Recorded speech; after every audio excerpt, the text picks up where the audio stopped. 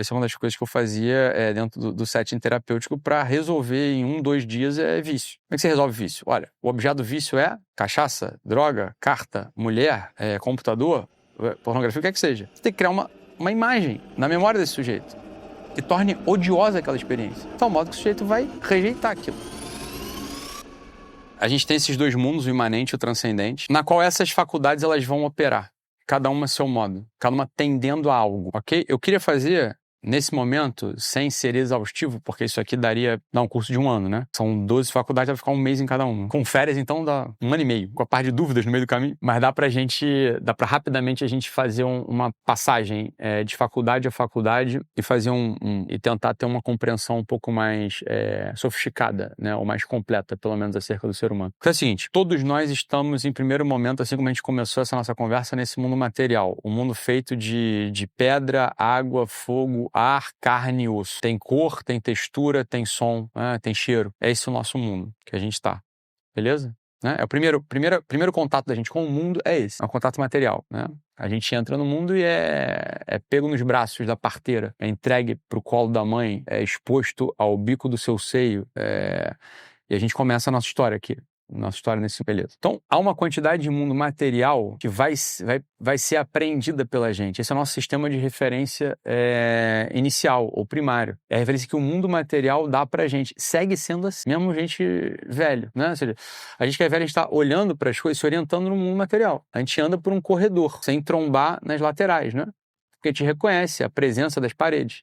Seja pela visão, pelo tato, né? Pelo barulho. Então, há uma orientação nossa, que é uma orientação de tipo material, tá? Como isso se dá? Não quero me tornar repetitivo. Muitos de vocês já me ouviram falar isso, ou conhecem isso, não por mim, mas sabem como a coisa acontece. O que acontece é o seguinte, você tem um mundo com os seus sons, com o seu cheiro, com a sua textura, né? Tudo isso é percebido pelos nossos sentidos externos. Repare, é a segunda faculdade. Eu vou pular a primeira, tá?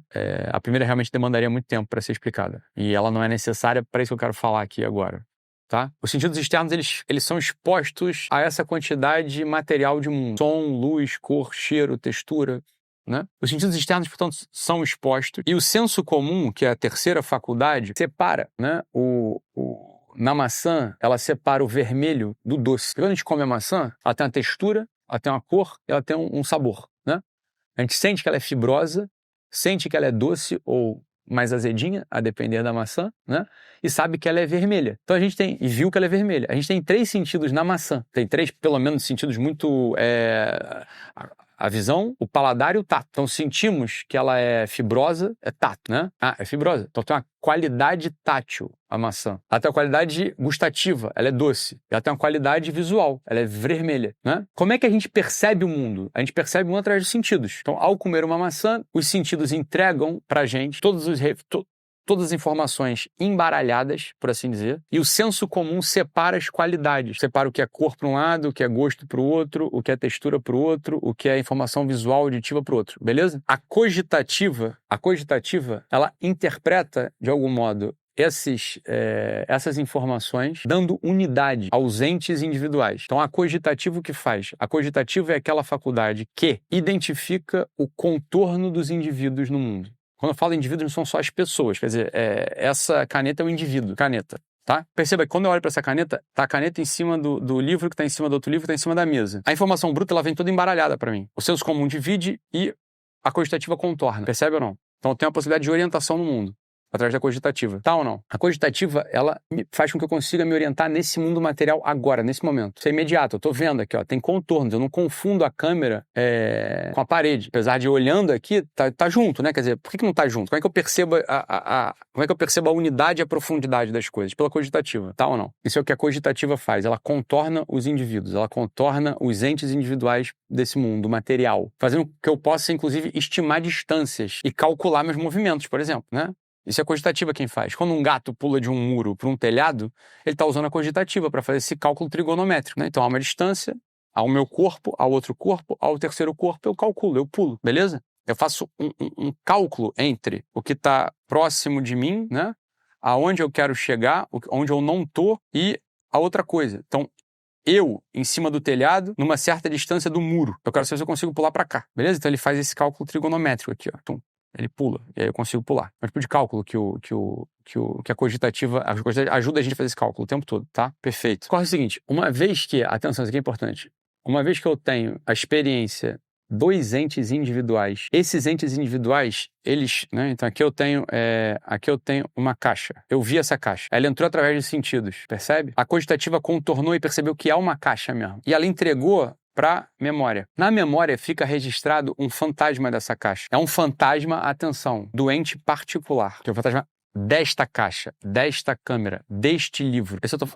Ok? Beleza? Eu tenho agora, então, o primeiro vestígio do meu mundo interior. Tenho coisas dentro de mim agora que não estavam. Percebe que até a memória só tem mundo externo. Não tem mundo interno ainda, com novidade, vamos chamar assim. Não tem nenhuma presença interna a você que já não fosse qualquer coisa de vazio. A memória é o advento do mundo externo dentro de você, presente dentro de você. Tá ou não? A gente consegue perceber o seguinte, nada está dentro da gente, por essa via, que não tenha passado pelos sentidos, né? Então precisa passar pelo tato, pela audição, pela visão, pelo paladar, pelo senso comum, pela cogitativa.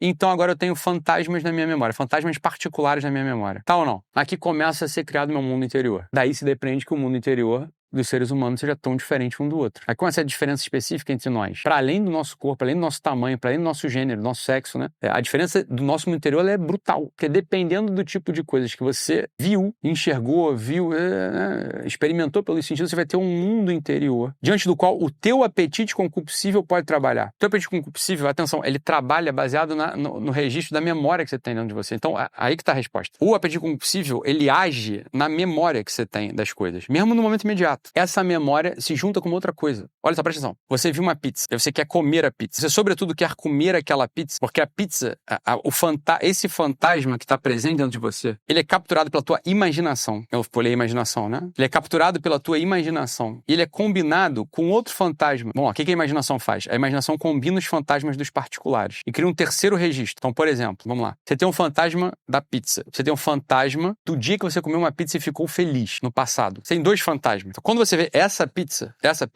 a tua imaginação, ela junta os dois fantasmas, te dando um terceiro fantasma. Você ficará feliz agora. Você terá uma sensação específica agora. O teu concupiscível age nisso. O teu concupiscível, ele age na combinação imaginal entre os fantasmas. Dois particulares, tá? Vamos lá.